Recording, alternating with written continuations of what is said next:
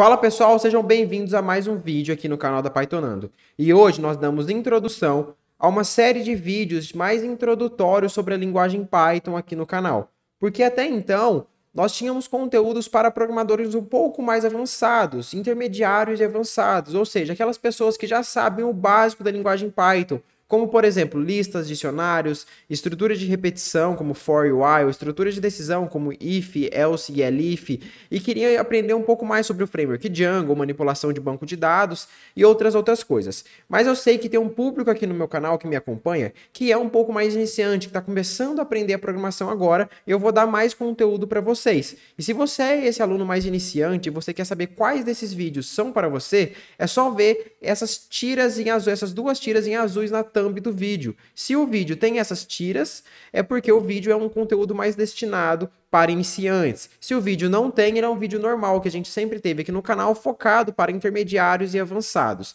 Então, a partir de hoje, eu vou trazer conteúdos na mesma proporção para iniciantes e avançados. Se você já é aquele programador mais intermediário ou avançado, não se preocupe, porque os vídeos vão sair na mesma proporção que já saí aqui no canal. Eu não vou parar com os vídeos mais avançados aqui do canal para dar espaço a esse. Não, são em paralelos. Tanto os vídeos de iniciante quanto os vídeos para intermediário e avançados vão sair ao mesmo tempo, sem um atrapalhar o outro. Não se preocupem com isso.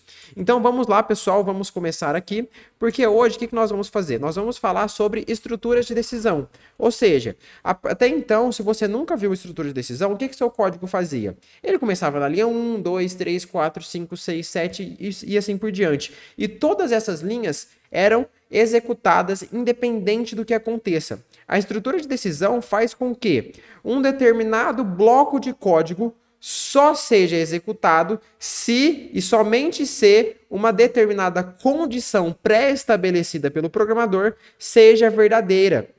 Então, um bloco de código só vai ser executado se uma condição for verdadeira. Ou se ela for falsa, por exemplo, ou XYZ. Ou seja, nós vamos definir quando que um bloco de código será executado e quando esse bloco de código não será executado. Então vamos lá para o computador, que nós vamos começar aqui. Eu já tenho um arquivo chamado estrutura, aqui era para ser estrutura, eu coloquei estrutuda, estrutura decisão. E neste arquivo nós vamos começar a entender um pouquinho mais sobre isso.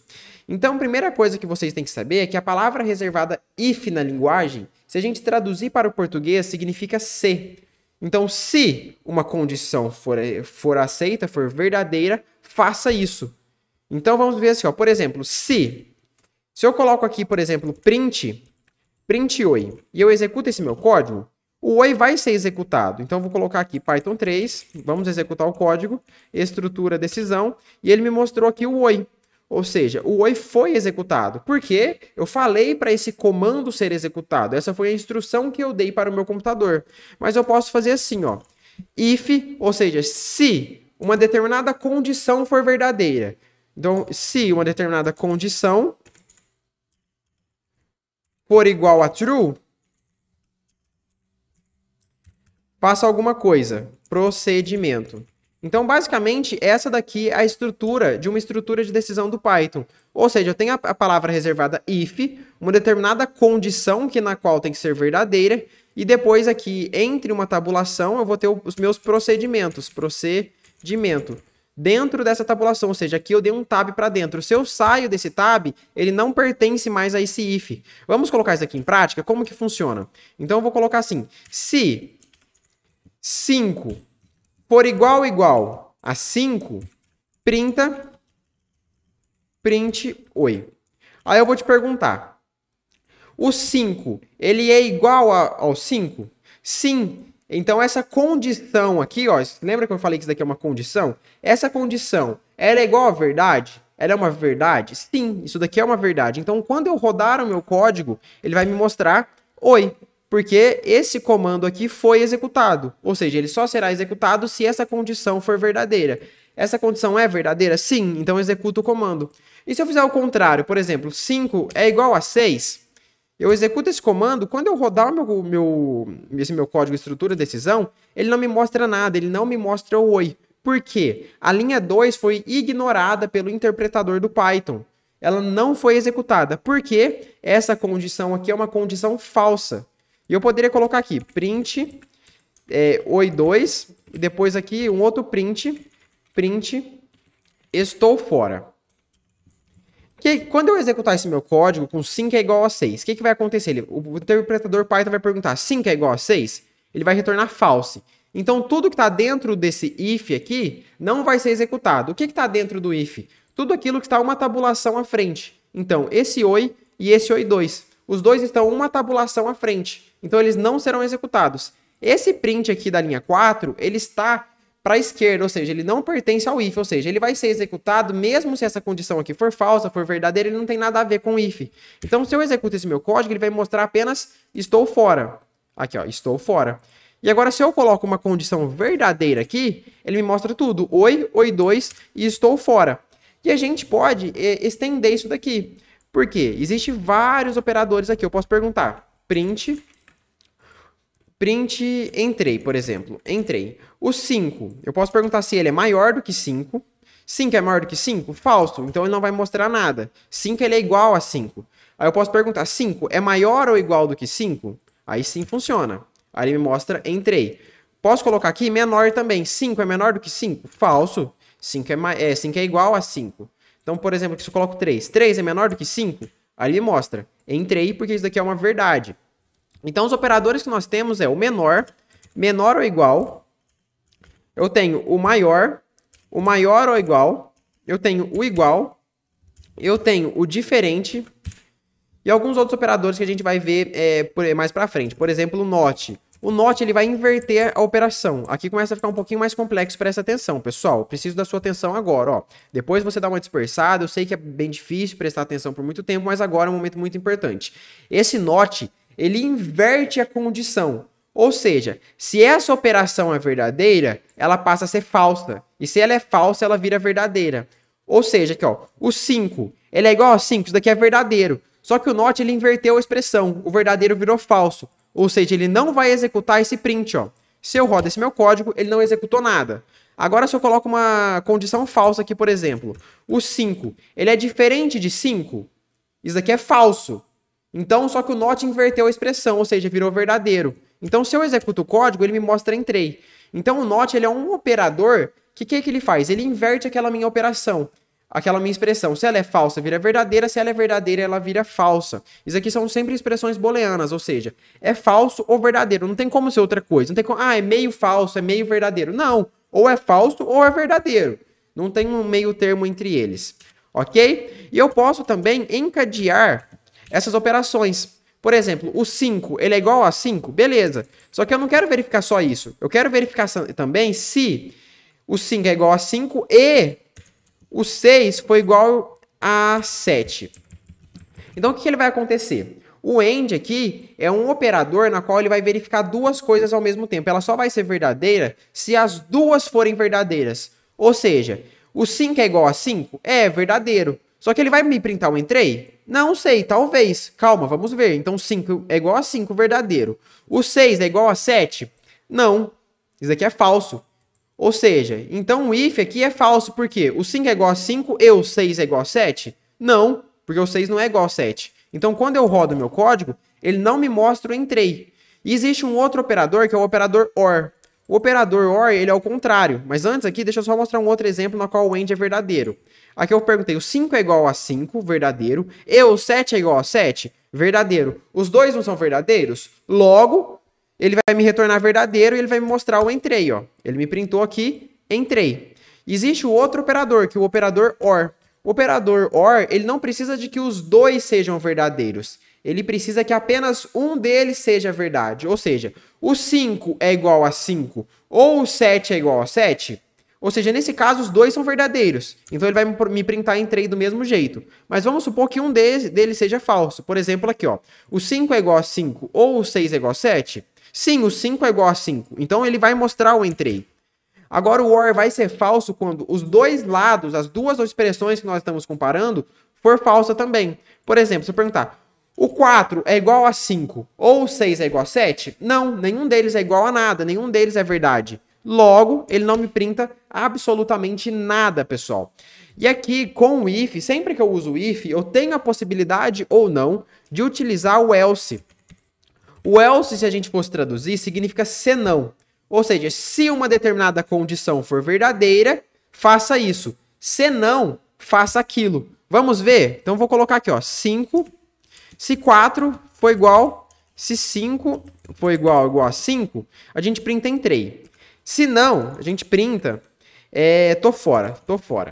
Então, beleza. O que nesse caso ele vai printar? Ele vai verificar assim, ó. Se o 5 for igual a 5, printa em 3. Se não, printa tô fora. O 5, ele é igual ao 5? Sim. Então, ele vai me printar o entrei. O tô fora, ele não vai printar. Por quê? Isso daqui é uma verdade. O código que está dentro do else só será executado se o código do if for falso. Então, se eu executar esse meu código, ele me mostrou entrei. Agora, se essa operação aqui for falsa, por exemplo, 4 foi igual a 5. Quando eu executo o código, ele me mostra tô fora, porque ele caiu no else, ou seja, se 4 for igual a 5, printa entrei. Mas não é, então o que eu faço? Se não for igual, então ou seja, se não, printa tô fora, else tô fora. Foi exatamente o que ele fez. E eu também posso fazer o outro comando que é o elif. O elif ele vai verificar uma outra condição. Se o 4 for igual a 5, printa entrei. Se ele não for, mas se 6 for igual a 6, printa 6. Então, nesse caso, o que ele vai me printar? Ele vai me printar 6. Por quê? O 4 é igual a 5? Não. Então, aqui ele vai me perguntar, então se isso não for verdade, isso aqui é uma mistura de else if, uma abreviação. Então, se não mais se o 6 for igual a 6, printa o 6. Então, ele me printou o 6.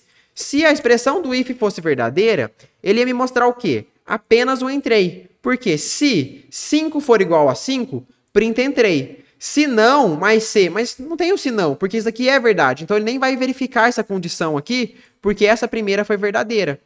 Então, agora, quando eu executo meu código, ele me mostra entrei, porque essa condição aqui é verdadeira.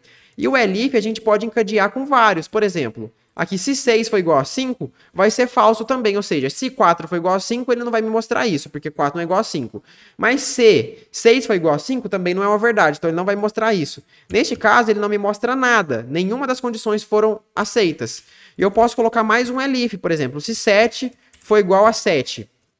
Aí, nesse caso aqui, ele printa 7. Print 7. Nesse caso, ele vai me printar o 7. E eu posso, no final de tudo, depois aqui eu posso colocar vários elif. Quantos elif vocês quiserem. Aqui pode colocar 10, 2, 1, 20, 100 mil. Quantos elifs vocês precisarem. Mas no final eu tenho a opção de colocar um else.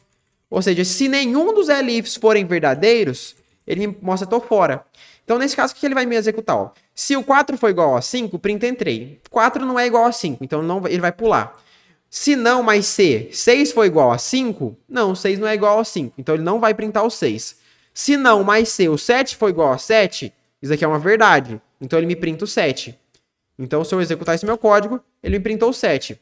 Agora, se eu coloco algo falso aqui, quando ele chegar aqui e perguntar se não mais se 7 for igual a 8, ele não é igual a 8. Então, esse daqui é falso. Então, se não, ou seja, se nenhuma dessas condições aqui acima forem verdadeiras, me mostra o tô fora. E é isso que ele acontece quando eu executo o comando.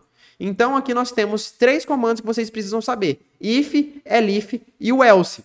Vamos colocar aqui um exercício em prática bem rápido. Ou seja, nós vamos pedir 2 notas do usuário, nós vamos calcular a média entre essas 2 notas e mostrar se o aluno foi aprovado ou reprovado. Ok? Então, o que nós vamos fazer? Primeiro, nós precisamos da nota 1, em que eu vou capturar essa nota 1 do usuário, input, digite a nota 1.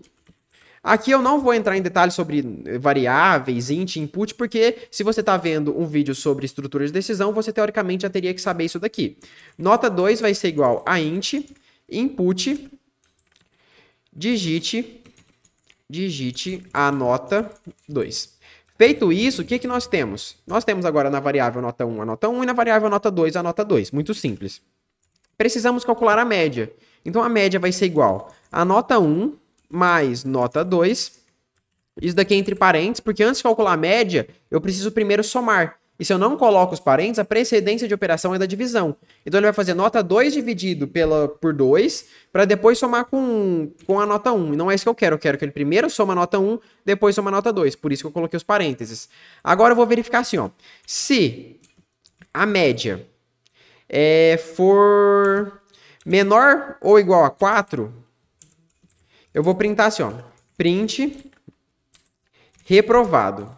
Reprovado. Reprovado. Aluno reprovado, para ficar um pouco mais bonito, né? Aluno reprovado.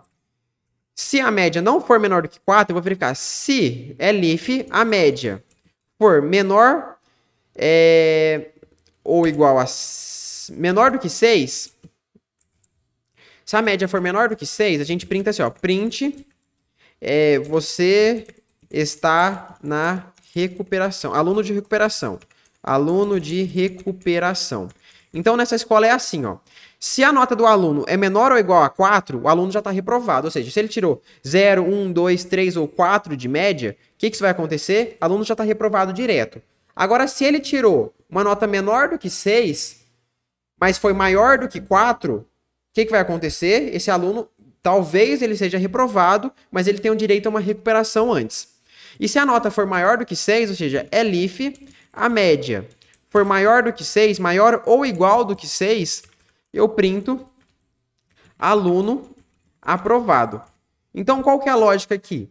Então, se a média for menor ou igual a 4, ele já mostra aluno reprovado. Mas se isso daqui for falso, ou seja, a nota já é maior do que 4, mas ela ainda for menor do que 6, o aluno está de recuperação.